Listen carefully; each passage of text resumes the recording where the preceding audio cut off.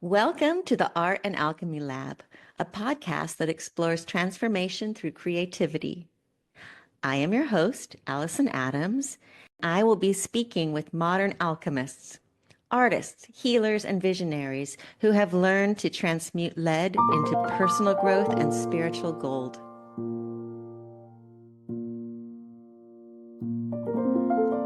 Welcome back, everyone.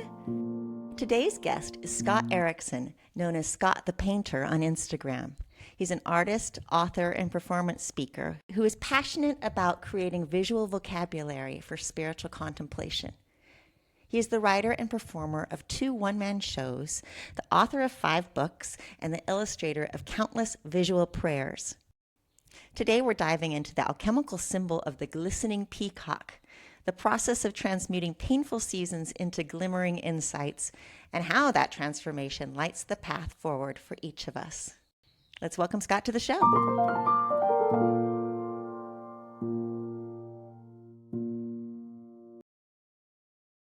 Hello, Scott Erikson, and thank you for coming on my podcast today. Glad to be here. Glad to be with you. It's good to be here with you.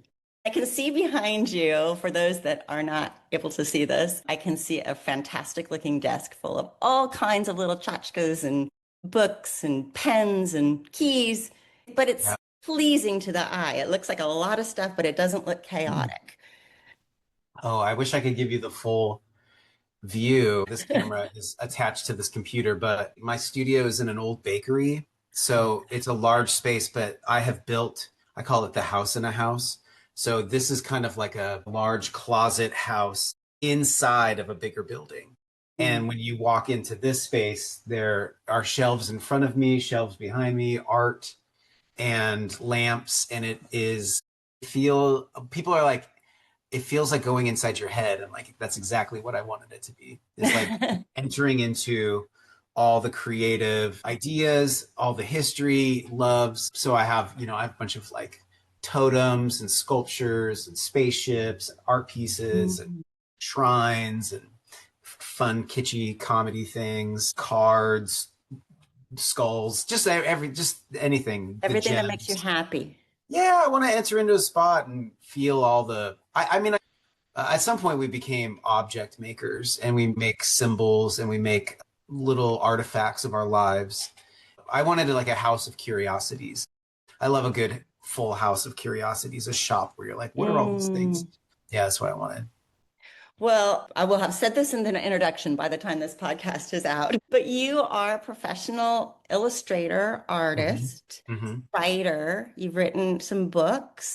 And I know you first from following you on Instagram for some time. I probably was a lurker. Yeah. I didn't reach out to you until I saw you that you were on Substack. And then I was like, or maybe I did reach out to you before that. I don't know, but I didn't talk to you till I saw you on Substack. For some reason, I find it easier to reach the writers there. Yeah. There's a lot of noise. There's a lot of noise on socials for sure. Yeah, you make these amazing drawings. I was reading about your work, and how do you describe yourself? You're going to do better than me. Well, yeah, when you meet people, strangers, they're like, what do you do? And I'm like, well, I'm a professional artist, which means I've taken a vow of poverty, which makes me very spiritual. No, but it's mostly been a thrifty life. Things have worked out in the last few years. But I have kind of 3 compartments, 3 buckets. And 1 is I'm a painter illustrator, so I make things.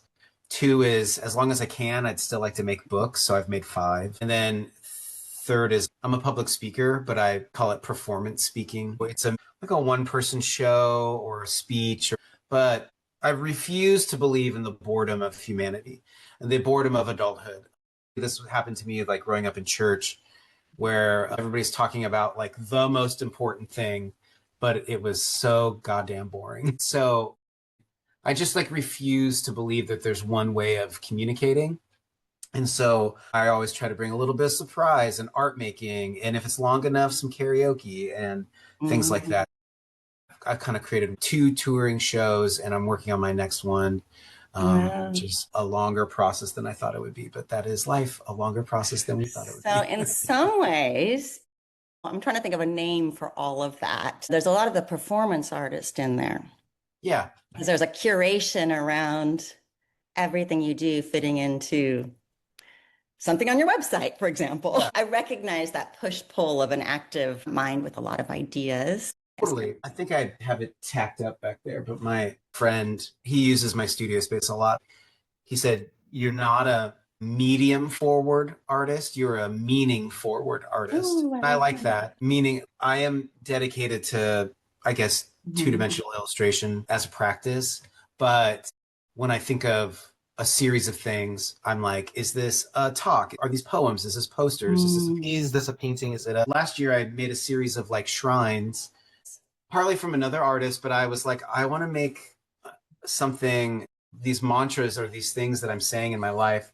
I want to make a piece that I could have and look at. And then I was like, maybe other people would like that too. And so I resourced the wood, and I had to learn all the processes to do it the first time and illustrate it. And then I tried linoleum cutting, and I'm terrible at that. And I'm much better at screen printing. So I designed the screen prints and burned them and then sized them. And then, that's the part of the process. But the goal was, I want to make this thing for myself and then for others. How do I get there? Yeah. Yeah. Write the book you want to read. But also that whole process of learning is really interesting. And, the concept of my platform here is the alchemist, right? Or the alchemy of turning one thing into another. And so artists are really great to talk to because there's some kind of process that is about them first. Yeah. Getting into that brain is a part that we don't always get to see. So it's nice to kind of hear you put your words together around it too, which is probably changing from time to time as well. Yeah. I love the alchemy. The next show that I'm working on is, when we say like you got to take your pain and turn it into something, what does that even mean? Is there a process? There is a process. It's actually the creative process. I found it's the therapeutic process. I found it's the spiritual process. I would say it's the Christ process, the universal process. So I have been trying to take all these big concepts and distill them down into like a time together.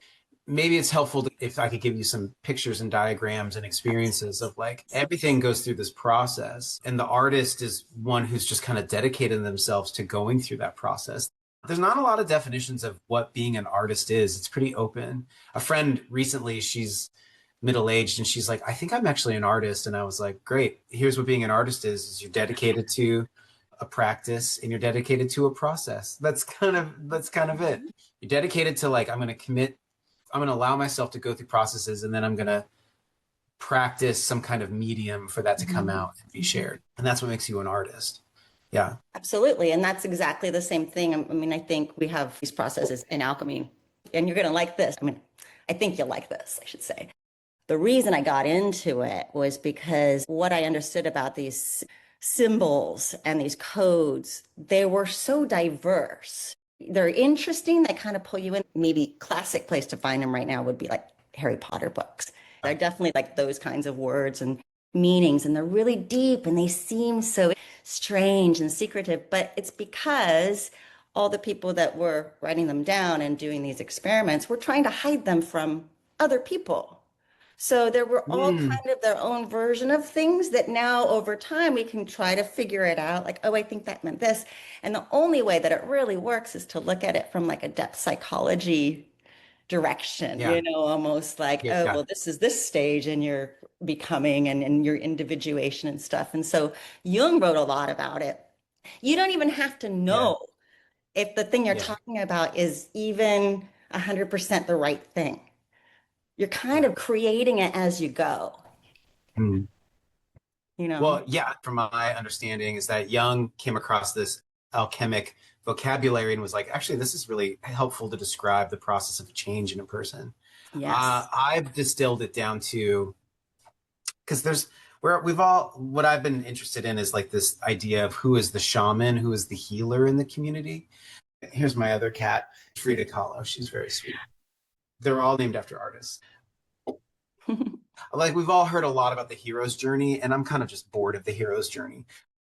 But the journey of the healer is interesting to me because it's the person who eventually leads the ceremony in the community. And I would say that human beings are adaptable. We're changelings. We can adapt and we change over time. And one of the things that sets us apart from all other species is our ability to make tools. Now, I know monkeys and fish can use rocks to open things, but we make sophisticated tools. And some of the best tools we've ever made are art and religion, because they're both tools of dealing with change, tools of integrating the changes that happen in our lives through a process. So, artistic process, religion, you could say ceremonies. Ceremonies are births and deaths, marriages, divorces, seasonal changes, gains and losses, dark and light. So we go through a ceremony to embody these changes that are happening. And there's always a person, maybe people, who emerge and go, I will lead the ceremony. And I've been fascinated because I think I'm that person and others are. But the process that I would say is that what you do, it's very simplified down. It's the first stage is you go through change, which is something happens to you that you would never have chosen to have happen to you. It can be an illness, a happening, psychological, emotional, but it descends you into the underworld where who you think you are is destroyed, you're torn apart. The Quaker author Parker Palmer would say, what is dissolved is your illusions. And then in this place of complete dissolve, I think it's also known as the Solvay. It's There's the Solvay coagula. Yeah, the Solvay coagula. But then you are put back together by something bigger than yourself, and you briefly see a higher vision of unity, connectedness. You could say the heavens, the upper world, the world of the gods. And then you come back into your life and you're like, I'm not the same. I don't know who I am anymore because I changed. That's kind of the first stage. The second stage is you must apprentice with somebody else who's gone through that. Am I the only person who's gone through this? Am I the only person who's felt this way? No. Okay. And you're learning to integrate that. And then with that, you begin to make things. And even though culturally it looks different all around the world, it's always the same thing, which is eventually you have to make your own drum. You have to make your own beat. You make your own vestments. You make your own mask, because then how you become the healer, the shaman in the community is you put on a show. You do a show that speaks to the things that are happening behind everything. And you lead people through this kind of death and resurrection show. This has been happening since the beginning of humanity in all different kinds of forms. And this one historian I read, he's like, modern show business is ancient shamanism.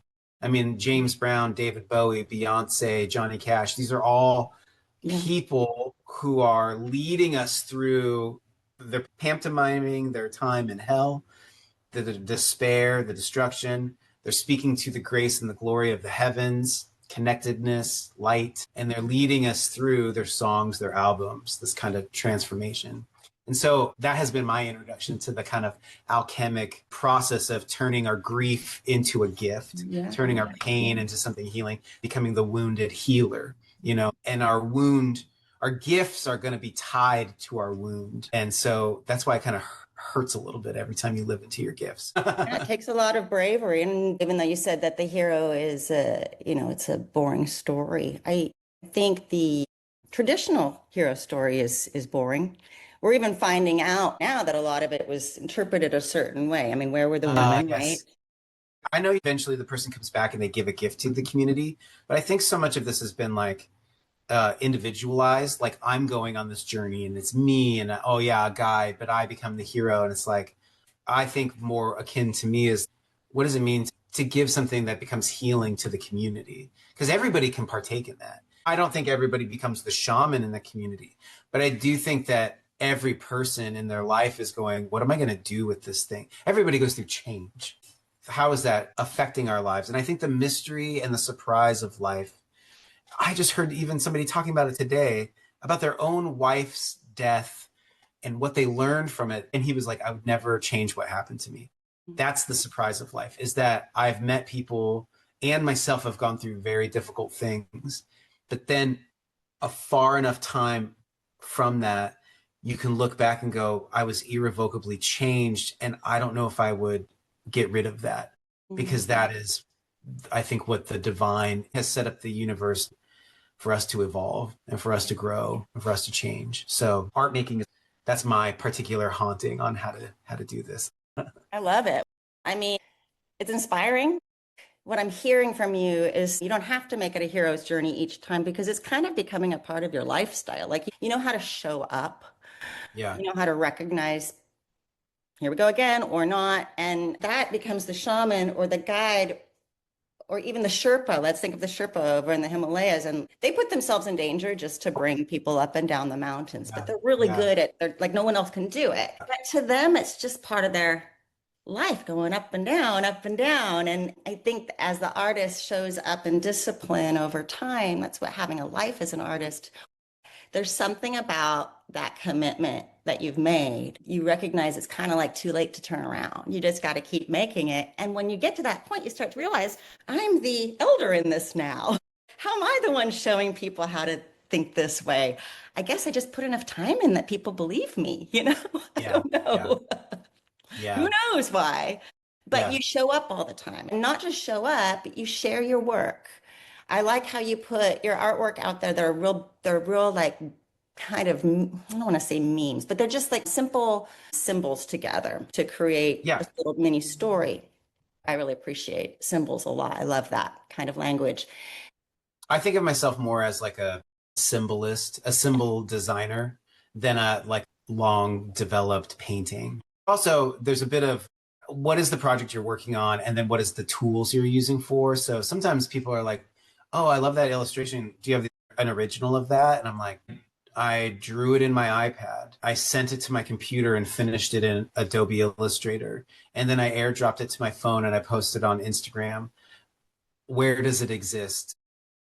It only exists until we print it out, I guess. So there's elements of that, but that's just a byproduct of our technology and our time and our communication. It's not one's better than the other. Our phones became the galleries in some ways. That's Now, I don't think anybody should bypass the actual experience of going to view art live because I think it's a much different experience and it's far better. But as in a way that we can learn a lot about more and more voices, I think it's been really helpful. yeah. So yes, I am getting back to some painting and some making things. But for a long time, I've just been like working on book illustrations, working on stuff to post on Instagram. But you Yeah. say that in a way that's kind of throwaway, like, oh, these are just mindless posts. I get them out of my head, I put them on my phone, blah, blah, blah. But that's how the channel is sometimes, Yeah. if you're Yeah. lucky. Yeah. And here you are talking about like, oh, I should get back to painting. You know, like they're both good. Painting the channel takes a little longer, you know, it's just like, oh, Uh-huh. and moving it around and in and out. But these things are the things that, it's funny. It might not feel so spiritual to you because they came out quickly in this way, but for somebody else, it might be a real totem.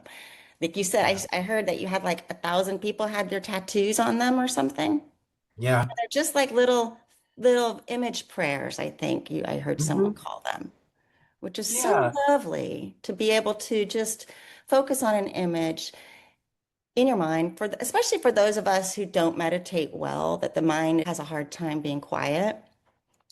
I think having something to look at or listen to can be really grounding. And Yeah. then you start to work with it. And then you start to see the synchronicities in your life and you notice things in a different way. And I Yeah. think that's what is missing out of the Puritanism that, or who knows where that started, where people kind of started Oh, the taking away the, the the dismissing of symbolic the things in yeah. religion. And Yeah. Yeah. It happened during the Reformation when mm, they were like sola scriptura. We just need the Bible because now we can translate it into our language. And there was a pushback to this really overindulgent, maybe over decorated these sacred yeah. spaces. It had to become glam in its own way. So, but then I think it was a real loss. And bypassing history, I've co-written and illustrated 3 prayer books that are image oriented. Mm, And I like to say, it's like, look, when people are like, close your eyes and pray, I'm like, I don't like closing my eyes. There's a lot of crazy in there. yeah. But if you said, let's look at this beautiful tree and let it speak to us, and then we'll use words. You know what I'm saying?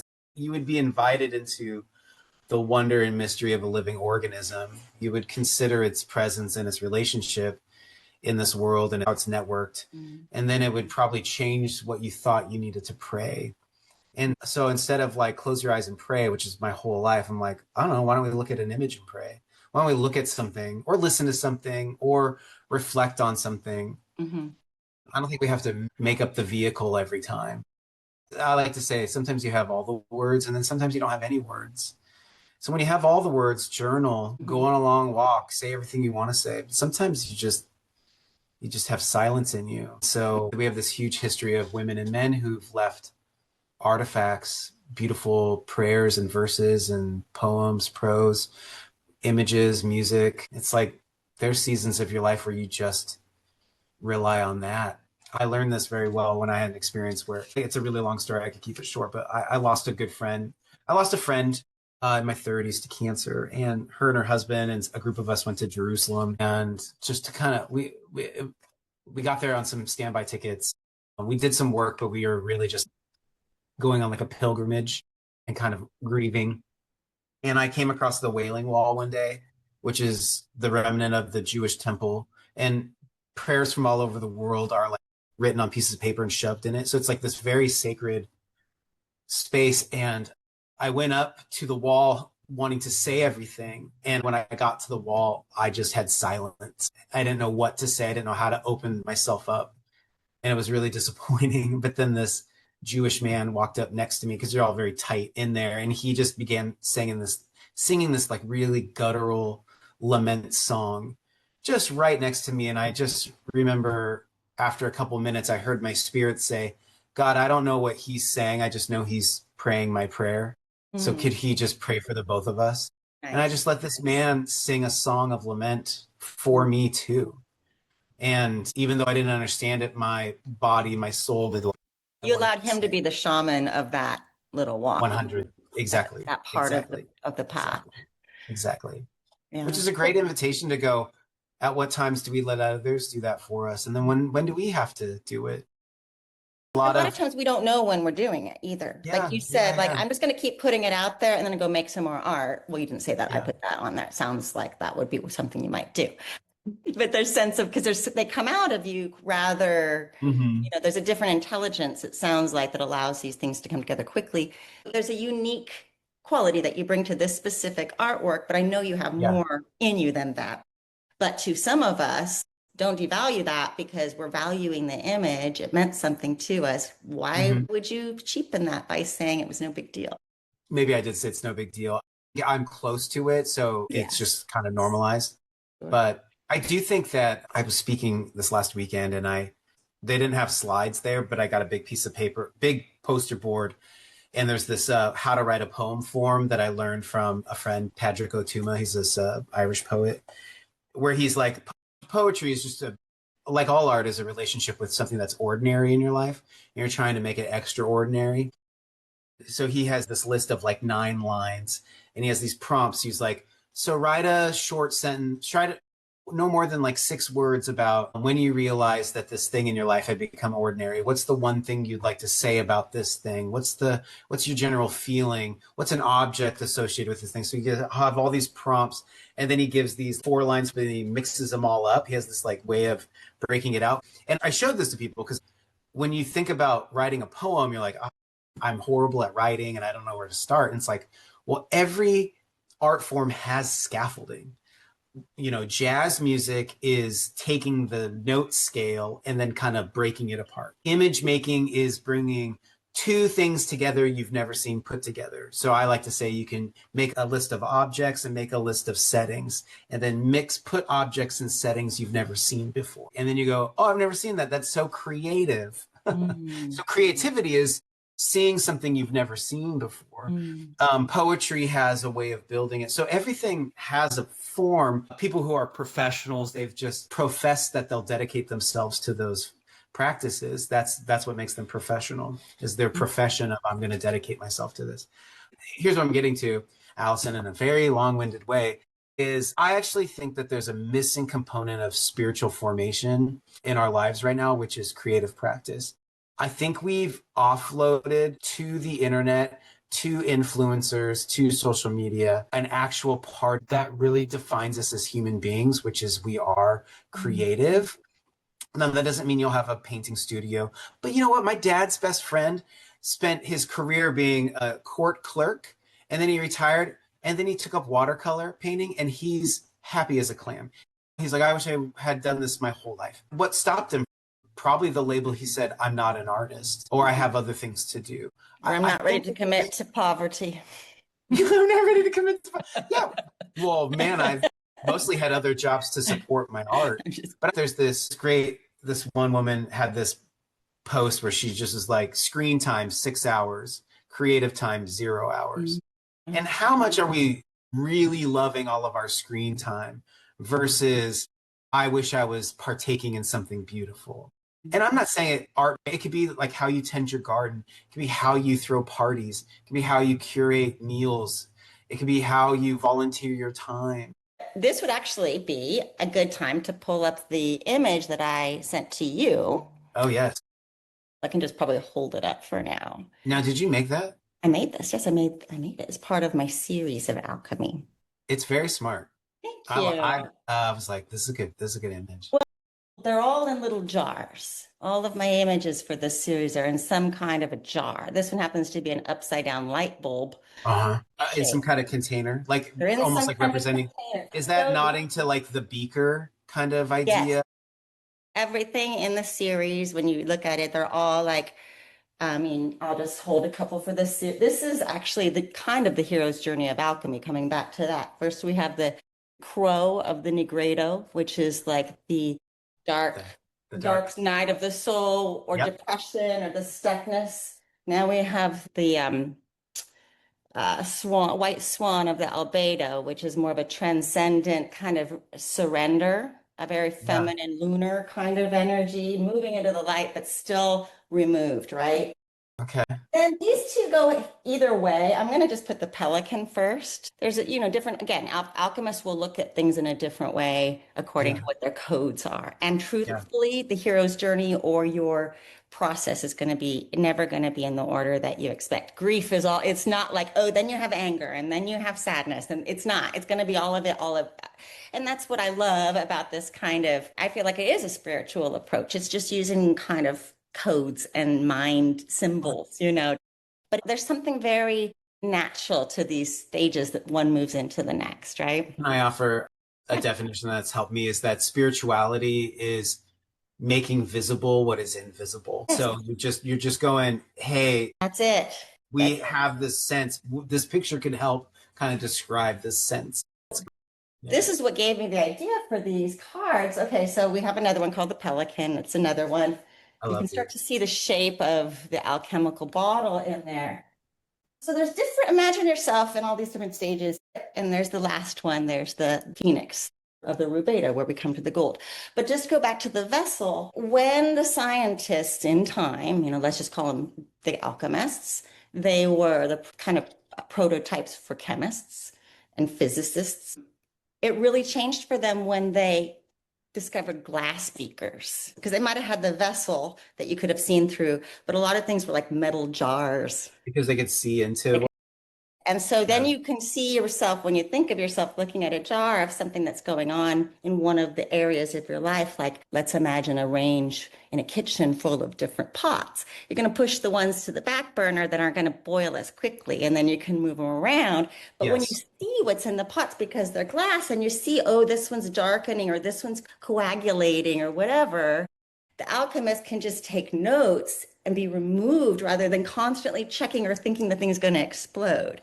There's a sense of visually being able to remove yourself, which I think, for you and me, there's the symbol. Yeah. As long as there's something we can create a symbol for or a story for, it puts it in a category where you can see it and maybe you can reprioritize where it is, in the queue right now. Maybe it's Yeah. not the priority yet. Yeah. Love that for me. Yeah. I'm very scattered. I have some questions. Typically, is this stuff put with birds, or is that your No, interpretation? those you will see the pictures of birds in these old drawings and stuff. And these are just a general idea to what they might be pointing at in that Okay. story. A lot of old allegorical stories. Like, so we're going to talk about the citronitas. I'll just explain this stage of it. Okay, the citronitas, it means basically the yellowing, and it also means illumination. A moment's insight is sometimes worth a life's experience. Oliver Wendell Holmes Sr. Mhm. Citronitis, or the yellowing, is the third stage of the alchemical process that bridges the transcendent and separated albedo stage to the final rubedo stage. This yellowing represented by the dawning of the solar light inherent in one's being, letting the alchemist know that the reflective lunar light was no longer necessary. The work is now moving from the internalized monochromatic realm into the external realm, the world of color. The peacock was chosen as a symbol for this stage as its feathery movement represents a flash of sudden color and the many eyes of its tail seeing through the illusion of what was previously understood. But now, instead of being disappointed, the imagination developed in the previous stage remains intact. A citronitis experience may be an aha moment, like Dorothy in The Wizard of Oz, when she clicks her heels together and realizes that she had the power to go home within her all along. Suddenly, we see through these new lenses. A dance of separation from our old beliefs has finally moved us across the threshold into a new dimension marked by a rainbow prism of awareness. The citronitis heralds our emergence into a new mindset, multifaceted and vibrant. Another transmutation has taken place. The thing about insights is that they often don't stay with us for long. That isn't their purpose, they're doorways. Think on this. Is there a time you remember walking through a doorway of awareness? Can you recall how it felt? Would you return back through it if you could? And how have you changed since then? You do not have to answer those questions. It's just part of the Yeah, card. But that's the peacock. And a few times in this conversation already, there was moments when I remember one time you were saying something about kind of this ascension, and then you have this moment of sort of seeing something, seeing some divine spark, and then you go back down. Yeah. Yeah, it never lasts. It's never for very long. There's a great picture, a great medieval picture of when they thought the world, I don't know, when they thought maybe they didn't. There was a time in humanity where they thought the sky was like a shield, but it's like this person like poking their head through the shield Yes. and like seeing all the gears and how everything works. And it's such a great picture. You could look at that from that like physics, kind of how is everything tied together. I think that it necessitates though an offering of mystery to go like there's just so many odd things. In my last talk, I talk about for me going to heaven and hell as metaphors for hell as the dissolve, heaven as the connector. Um, I have two kids with incurable eye diseases. And as a visual artist, that feels like a cosmic joke. But when I found out about it, I cried publicly for like 2 weeks. And I would say what was happening to me, what was dying was it was the death of future memories. That the dissolve was unbeknownst to my attention. I had created a whole life that wasn't going to come true. And I was feeling that death in myself. So when I say, I know these places have been fantasized as like torture and I guess an all you can eat Chinese buffet, but they're helpful to show like the dissolve is what you thought life was and what you thought you would be and who you'd be. And then like the heaven for me, it was my last real holy moment happened at Disneyland. Happiest place on earth. Not in sugar and adrenaline. The only thing my extended family can really agree on is to go to Disneyland. So we go for many days. This is down in LA, Anaheim. We were walking through California Adventure and we walked by the character Sad from the movie Inside Out. And we took a picture with her. There's no line, took a picture with her. Sorry, Joy was there. She's the yellow one. The yellow one, no line, we took a picture with her. And I was wearing a sadness pin. And I told the worker, I was like, well, Sadness is my girl. And she goes, well, she's going to be here in like 10 minutes. I was like, we're coming back. So we dropped everybody off at the roller coaster. And then my mother-in-law and my two youngest kids and I went back. And when we got to the line for Sadness, the line had become like 6 rows deep. And as we stood in line, I mean, the Celts have this thing called the thin space. I felt like this curtain descend upon us all, at least for me. And I was like, what is happening? I felt like this holy curtain, just my whole body got goosebumped. I was like, what is happening? Something is happening right now. And it called me to attention. And when I looked around, I looked up at the front and there was this like really severely disabled boy in a wheelchair holding Sadness's hand, and his parents were like talking to the worker. And look, these characters, I know there's just a person getting paid minimum wage in there, but they're always in characters. Like Sadness can't be like, hi. Sadness has to always be sad. So Gosh, what a this job. character was just patting his hand as he like stared at her. And then they had this moment, and then they moved on. And then this like middle-aged woman all by herself. Look, I'm middle-aged. This woman all by herself gave Sadness like too long of a hug and then took a selfie and then walked away. And then I saw these teenagers come up and they had Sadness sign their notebook. And I just watched person after person have this interaction with the character based on an emotion, which is an emotion we mostly don't want to have. But if we reflect on it, gives us the contrast of our lives. It gives us the space to grieve. And when we got up there, we took a picture together, and then I was like, Kathy, take the kids out. And I wanted a picture with Sadness all by myself. I have the Polaroid right here. Oh, that is a sweet picture. And I wanted to have it.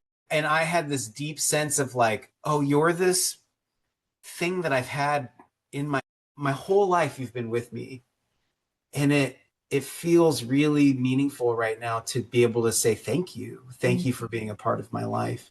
I walked away going, I can't believe, wow, I was just like, did I just have a sacred moment with Sadness in the happiest place on earth? That's You know, beautiful. like, There's the chapter heading right there, right? yeah. I just think we've all kind of stumbled on like really sacred moments where we're just like, there's more to this than just this. I like to say it's the this behind the this. There's just a this behind the this. We can find that in each other and our contemplating our consciousness. We can find that when we look deeply into nature and see how things are going. So that's what I mean. Like heaven, if there's the dissolve, the separation, everything falls apart. There's a certain unity and connectedness that is really sacred, which is when people do mushroom trips and they're like, I saw that we're all related, you know? Yeah, and the practice that I have, it's called the Siddhi, Siddhi. I think it's a Sanskrit term. It's basically meaning that transcendent moment where you're kind of in the realm of the divine, you know. It can happen in all kinds of ways. It can happen in grief when you suddenly hit an anxiety pillow where you're suddenly like, oh my gosh, anxiety just helped me from making a bad decision today that would have made me so stressed out. And you start to realize like these things that you had perceived as negative aren't going away. And then suddenly they have a gift for you. I think those are also those moments, which is back to your work of juxtaposing things together. So there can be a moment of that citrinitas, that aha. Why didn't I think of that? Of course, now I see it, right? Yeah. I mean, Allison, I'll give away my big hit. At least that's what I'm doing, which is, I think visual art, it's too easy of a generalization, but what I'm trying to do is a juxtaposition of the this and the this behind the this. That's what's happening there. But there's doors. You're curious about those doors behind the this. Yeah, you have to kind of like be at least open to what's the this behind the this and where do we see that? I don't know. I remember another really holy moment. I was sitting at a coffee shop and I watched a man about my age help his very elderly father into a car. And just it brought me to tears. But like kindness is a portal to the this behind the this. Yeah, You know, like that. Yeah. Grace. Like, I saw that again sitting outside my spiritual director's office, and there's a weed shop next door. And I saw one of the employees help this very elderly man to his car. And I burst into tears, and I was just like, kindness. It shatters all the stuff. It's a breaking in. It's a door. Isn't that interesting how, you know, thinking back at all these other times when these symbols came in, they were looking for these transcendent symbols and like putting things on them. Like even, you know, imagining that a peacock is about awareness just because its feathers look like eyes. Oh, it must be a very aware bird. It's not. It's just a bird that looks symbolic, you know? And so they did all these things with them, but it was always othering that thing over there. That reminds us of Christ or that. Yeah. But really where you hit that city or you hit that moment is no longer that. I heard recently that the next Buddha, and I'm not a Buddhist, but I really like that the Dalai Lama said this. I heard this too. is communal. It's You know, not a person. It's not one person. It's a yeah. body.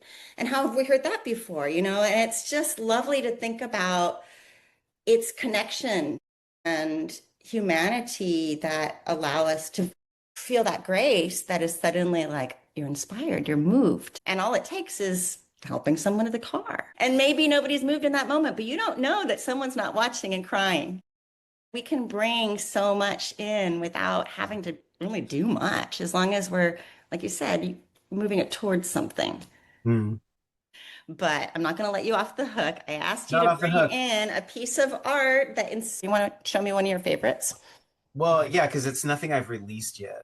Oh, okay, So, good, good, good, good, good. Let's up the piece of work that you shared with me, okay. and you said it hasn't been sent out yet. No, I haven't released these at all.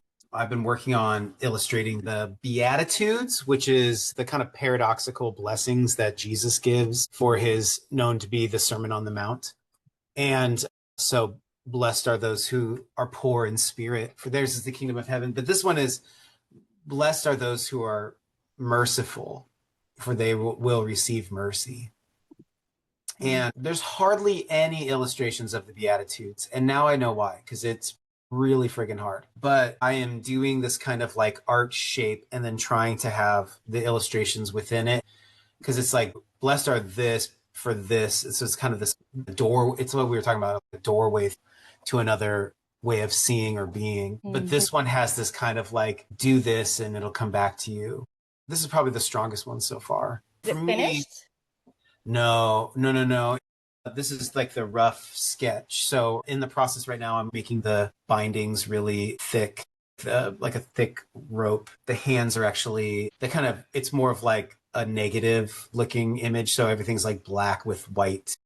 But whether or not you adhere to any kind of like religion, I think we can look at this objectively and go, I see it's in the helping. We can help it. Like I'm being helped if I'm helping another. Mhm. I can't, I can't take the scissors and free myself, but I can free somebody else and then they can Right. free me. I had somebody say to me that hell is everybody's at this big meal and they have giant forks for hands and they can't eat any of the food themselves. Heaven is the same setting, except everybody's just feeding each other. I think that's part of Dante's Inferno, actually. Is it really? Yeah, because we had to read it. I was like an AP English, so I got to read all these kind of things. Nancy, I never read Dante's Inferno and I Yeah, well, have I'm not going to a newer. recommend it to you. You can read the Cliffs Notes, probably what I did as a senior. But I I remember think the thing that stayed with me was that scene that yeah. I don't remember if it was a fifth layer of hell or something. They didn't have forks for hands, but they were basically around this giant bowl of soup and they all had really long spoons and they Mm, couldn't get the spoons into their yeah. mouth. Yeah. Great And the picture. only way they could do it was to feed across, like literally across the bowl. Yeah. But this is great. And I love the shape of it. And with this fist, it also kind of reminds me of the game Rock, Scissors, Paper, because it's such a graphic. Yeah. Yeah. And that's sort of an interesting piece too. Like they both got scissors and they both have rock and it's on paper. There you go. And it's on paper. It's all there. It's all there. The process for me is it's funny. I've had a lot of conversations with people. It's a helpful librarian, but I've had a conversation with a non-human entity, a non-human intelligence my whole life. And whatever mistress these companies are trying to give me is not that interesting to me. So when I go into the creative flow, into this like conversation, these are the things that come to fruition from that process of creative practice and creative imagination and stuff. So it hasn't ever made me want to trade what I already have. Well, how would you cope? How would you cope? I find that when I talk to a lot of creative people, I mean, those are my people. That's who I attract. That's who I'm Yeah. attracted to. Like, it's great for a podcaster, because everybody's so interesting and different. But we talk about AI. I have my strong feelings about a lot of things, but I try to listen to people too, it's a chance to learn what they're thinking. And some things have opened my mind towards certain things I haven't been into. So it's good for me to like keep it open. But I think for most artists that are on here anyway, it's not just about like becoming colonists of creativity or something. Yeah. This is how we get through life. by making things. And you might not everybody gets through that way, but they get through life by seeing something that someone's made. So we can go right back to the beginning when you're talking about the actor, the storyteller, the performer, the artist, the shaman, the guide. We're working with something that's available to us to show the way. Yeah. Yeah. And part of it is trusting that it's for yourself first, and then over time, allowing that to be maybe what leads people. And it's confusing to have that kind of purpose because it's such an unconscious purpose, isn't it? It's not like you went out going, I'm going to do this thing. But then you remember, thank God for those people that do things that affect me and bring me to tears and open me up. Yeah. Yeah. So, Yeah. I mean, I think each artist has to come to an understanding or being the conduit you are asked to be. I have a note that says, be the conduit of content. I just realized when I didn't have to be the creator of content, but I could be the conduit of content, that things came a lot easier. I like that. And it's amazing that we can see so much of what we see, but also it can be paralyzing in comparison. Like comparison will paralyze. And we have to move from comparison to contribution. But I think there's a bit of the conversation of just what seems to be wanting to come through me. Recently, I was at the Portland Art Museum. They had a Kehinde Wiley painting there, and he did Obama's portrait. Unbelievable painter. And I was looking at this painting, and I know he has assistants, but I was like, this is like 150 hours of work. So much, you know? And I just was able to stand there and give myself grace and go, you don't want to spend 150 hours on a painting, and that's okay. You want to spend 150 hours developing a weird show. That's what you should do, even though I'm Scott the Painter on Instagram. Tell me, you're Scott the Painter because that was your first, entering in the first character you were playing, and now you're taking on some other roles. First character, Allison. That's so good. Yeah, it was my first character. Well, out in that, we play different characters. So, yeah. I am still a painter, and so I make things. Yeah, but it's evolved. Yeah. Well, it's all about the individuation and the whole story, creating the shiny thing, right? But before we go, you have a couple of books out, or several books out. My latest book came out in the fall. It's called In the Low.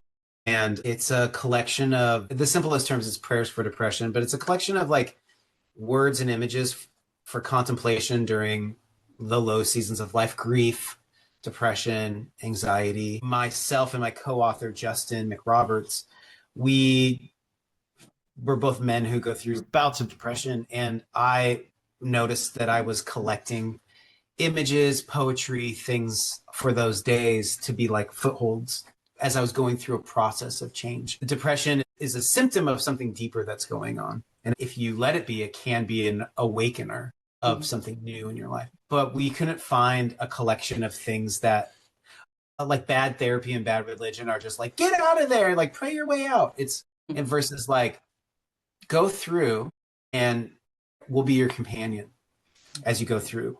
And so this is like a companion through. Like if you feel really great and centered and healthy, you'll read it and you'll be like, these are good. But man, when you're in that low and you work with these, you're like, oh my gosh, this is like an oasis in the desert. So it really works. I know it because I've tested it myself.